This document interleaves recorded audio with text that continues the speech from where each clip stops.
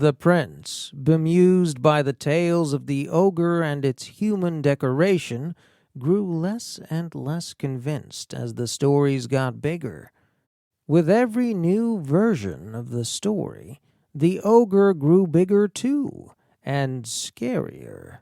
The prince was about to protest and move on when finally a nearby peasant spoke up and said, "Your Highness, don't believe these well-dressed friends of yours. There's no such ogre in the forest. Quite the opposite, actually. There's a princess in there, deep within the forest. The most beautiful lady any man ever saw.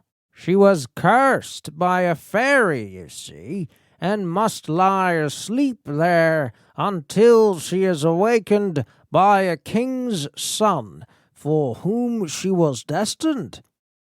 At these words, Prince Florimond became excited. He believed, without a shadow of a doubt, that he was the king's son in the peasant's story. He resolved to explore the forest then and there and discover the truth for himself. Leaping down from his horse, he started to run towards the woods, and had almost reached the edge of it before the attendant courtiers realized what he was doing.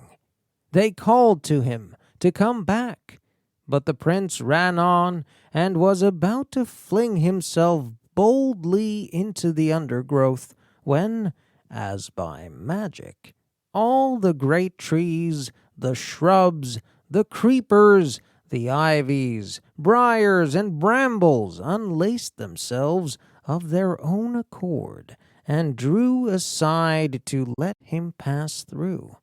He found himself within a long avenue, at the end of which he could see the walls of an old castle, and towards this castle he confidently strode.